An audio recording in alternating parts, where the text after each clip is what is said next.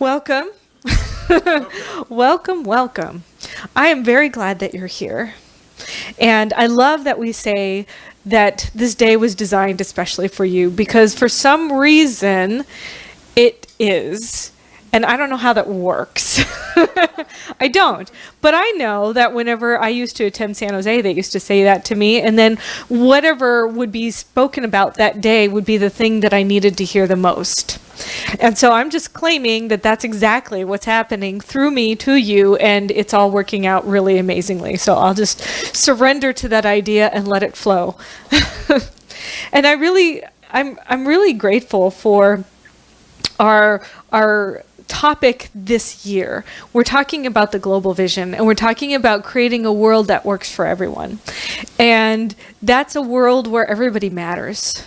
And despite your religious upbringing or your circumstances in life or the way of your sexual orientation or your gender identification, it does not matter to us.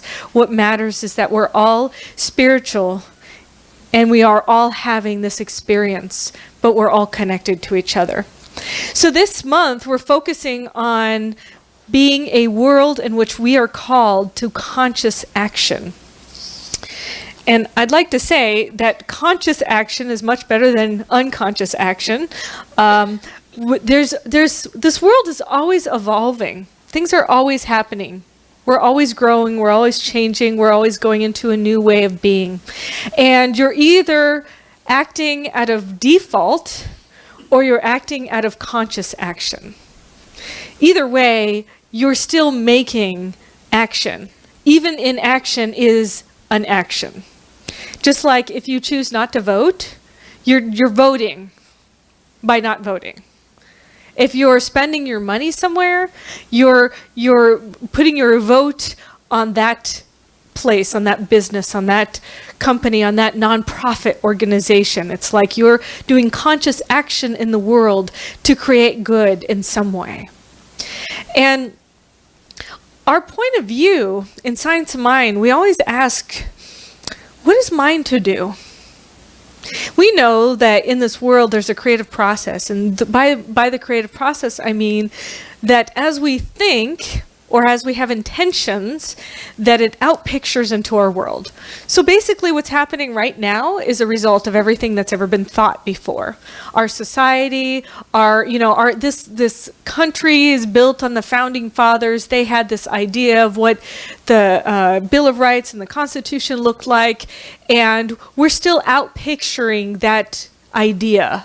The Declaration of Independence, what that meant for people to be independent, free. We're still outpicturing that idea. And it's an effect because we're still creating what that is like. So this moment that we're in right now is the moment of creation. While everything that's happening around us is a moment of results, is the effect of creation, but the moment that we're in is the moment of creation. Do you get that? Yeah. And it's interesting because often we want to create, I'd like peace in this world. And so that's great for me to say. But if I am pretending like there's not peace in the world, then I'm not being the peace of the world. If I want peace in the world, I need to act as if the peace of the world is already there, because I'm the point of creation versus the effect that's happening right now in the world. I have the choice to be the point of creation. So it's less of a matter of choosing a new action to take, but more of a matter of allowing every action we take to include the idea. I am peace. I'm not doing peace. I am peace. So in each situation, I show up as peace. How do I show up as peace? Well, that's the choice that I make. And how do I want to be in the world? Ernest Holmes says, an affirmative prayer is an active thing. So if one gives what we call sometimes a treatment, but a treatment is another word for affirmative prayer.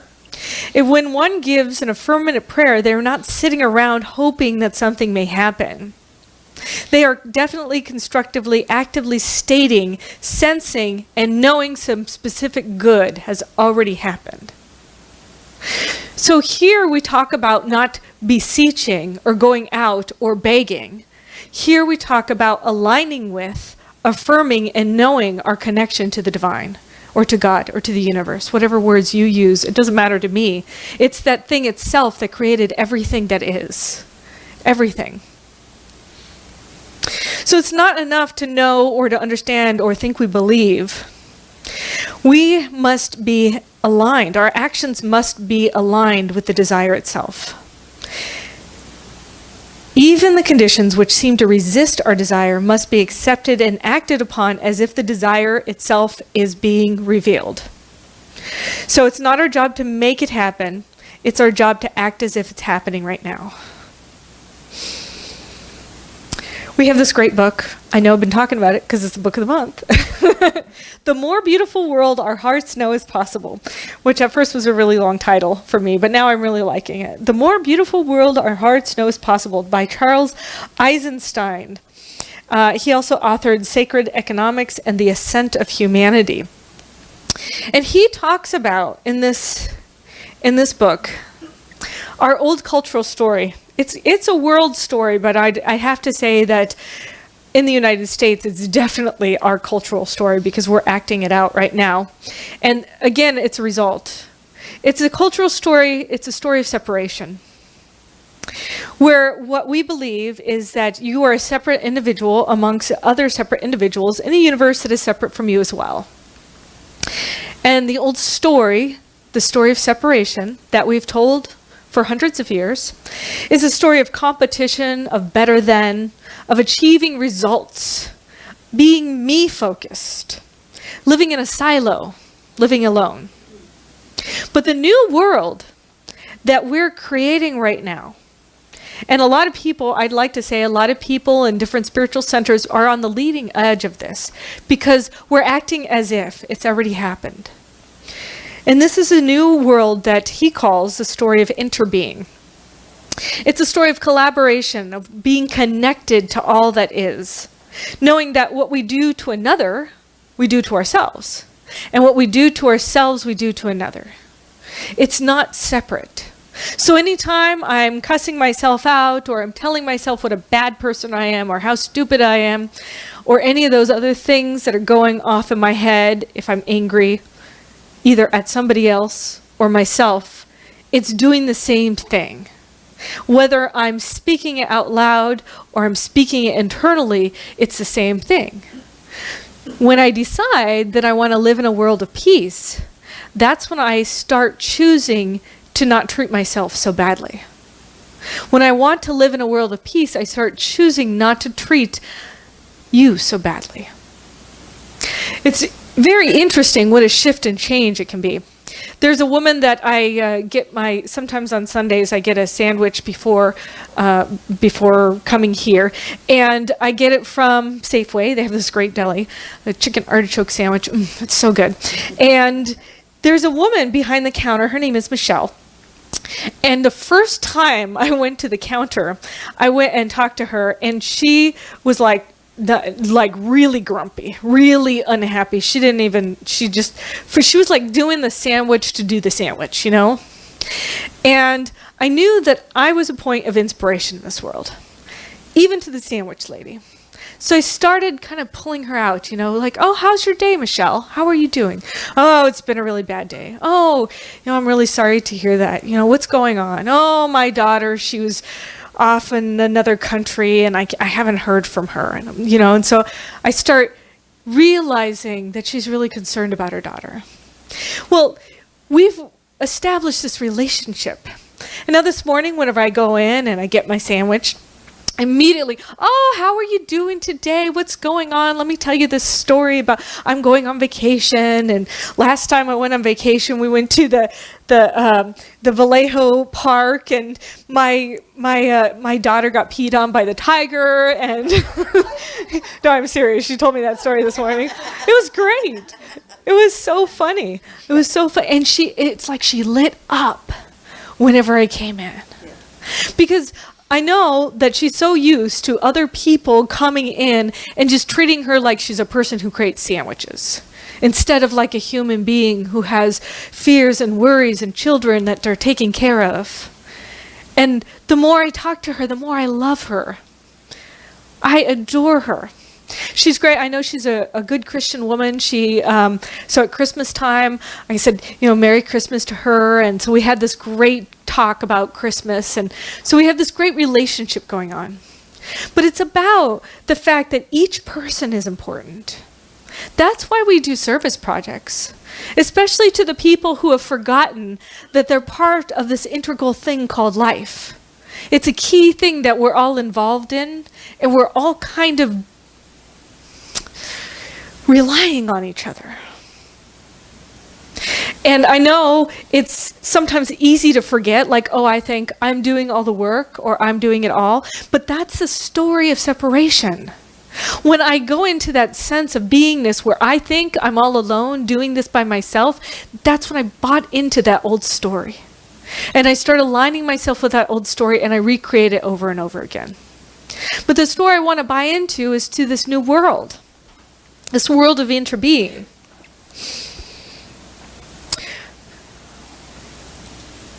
Charles Eisenstein says, it is the essence of compassion to put oneself in another's shoes.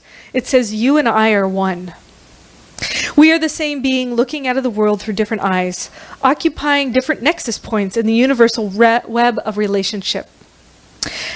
Albert Einstein says, peace cannot be kept by force. It can only be achieved by understanding. So, judgment. I want to talk about judgment. It's a fun conversation to have.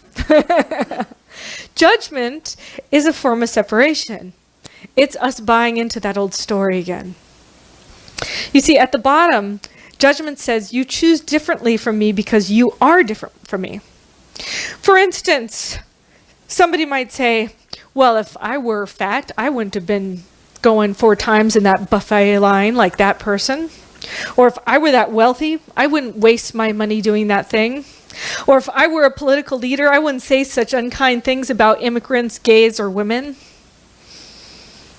You see, judgment says I'm better than you. I'm better than that.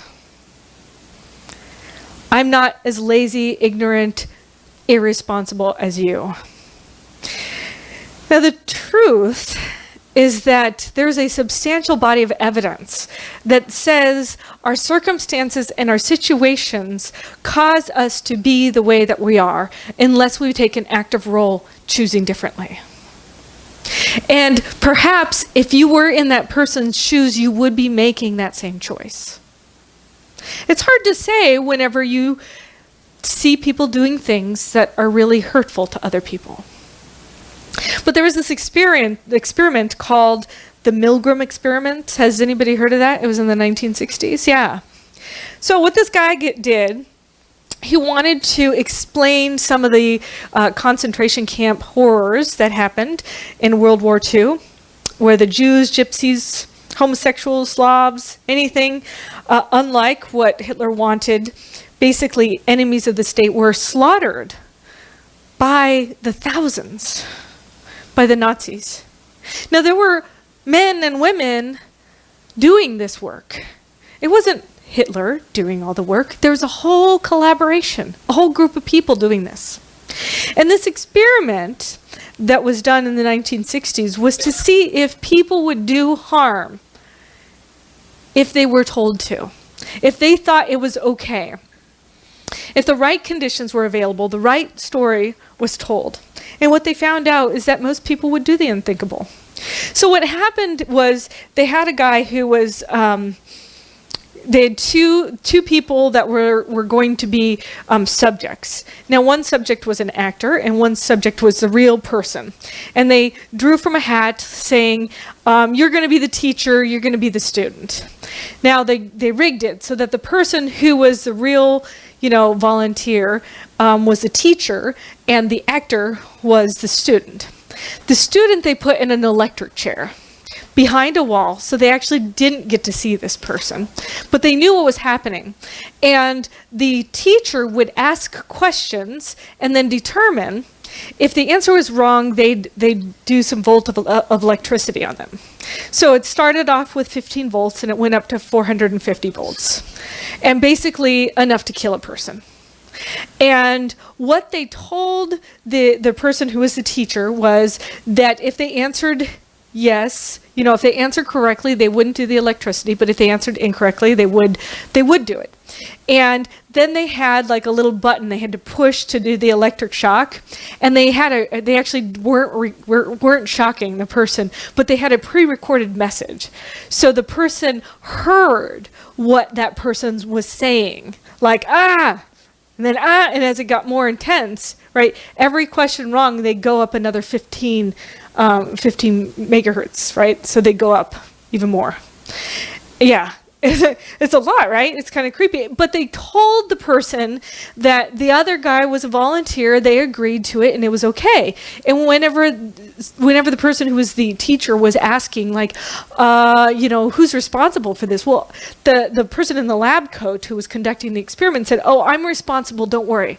I take total responsibility." So the responsibility was off that person. Now, every single one of these people who were the teachers went up to 300. Now, past that is killing somebody. 45% went past that. Because of the right situations, because they were told in an authoritative manner that that's the right thing to do. Even they went against their better judgment, their inclination. So when we look at that, it just indicates that when we're in the right situation, with the right story, we may do things that in a normal daily situation we wouldn't do. Well, then there's this other test that they did with called the Good Samaritan experiment. I've told you about this before, but I'm going to say it again because it's a really good one. Basically, they recruited seminary students, so people who are going to be ministers, right? Pastors. They're going to be the example, right, of humanity. Yeah, that is kind of funny. Anyway. But what they did is they got seminary students, and they were doing a study on religious education. And what they had to do is they were going to do a talk on the Good Samaritan. And they put them in 3 groups. So they had to do a questionnaire, and then they knew that they had to do a talk on the Good Samaritan, and then they had to walk over to the lecture hall where they're going to do this talk. But what they had done is they had staged an actor on the way to literally be in the way of them walking to their talk. And they told their first group of students, they were like, you're late for your talk, you need to go do it now. And the other people were like, if you go now, you'll be right on time. And the other people, you have plenty of time. And so they had this person who was in distress, who was on the way to their talk, where some of them literally had to step over in order to get to their talk about the Good Samaritan. And they noticed that the people who were in the group that had to run to get to their talk, they were late already, only 10% of them stopped. And then it went to 45%, and then it went to 60%. Now they're doing a talk on the Good Samaritan, and they didn't stop to help an injured person along the way. And I just wonder how many of us have done that. How many of us have done that? A person in a hurry is less likely to help people.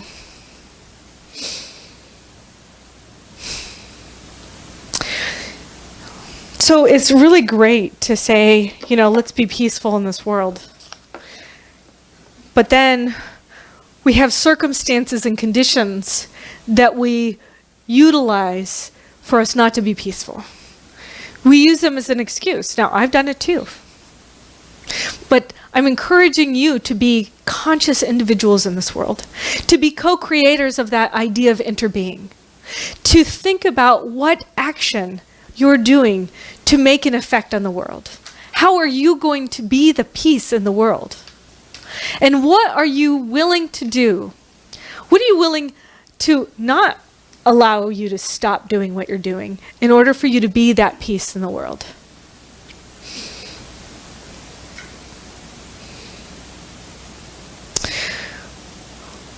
So when I act in contradiction to what I'm saying, that's actually a prayer in itself.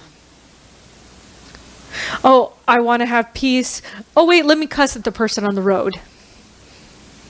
Do you really want to have peace? It happens here first. And I want to encourage each and every one of you to go throughout this week and make a declaration about yourself. Choose something to be, whether it's love, whether it's peace, whether it's joy. And then the world will give you situations, opportunities to be that very thing. And see what you choose in the moment. And then if you choose differently, see if you can forgive yourself. And choose again. Because each moment is a new choice, a new opportunity. Mary Mannon Morrissey says that it is a brand new baby day. Well, you can use this as a brand new baby day. That everything that happened prior to this day is forgiven. You're brand new. It's a new world, it's a new day. And I'm feeling good. Okay. Really? Yeah, it is. And I want you to think when you're speaking, I want you to go through the Sufi gates. I don't know if you've heard this before, but at the first gate, ask yourself, is this true? And the second gate, ask, is this necessary? And the third gate, ask, is it kind? That's the Sufi gates. So as I'm speaking to somebody, is it true? Is it necessary? And is it kind? And if it doesn't pass through those three gates, like if you don't really know if it's true, maybe it's okay not to say anything. Is it really necessary to say this at this moment? If not, don't say it. If it's not kind, and you know it's kind or not, don't say it. So when you ask the question, what is mine to do? You can use that as a barometer of how you choose to be in this world. If you choose to be peace, what is mine to do as peace?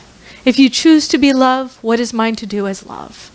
If you choose to be joy, what is mine to do as joy? And allow that to be the seeds of creation for this new world that we're living into. Are you willing to do that? Yes. Yeah, me too. Thank you.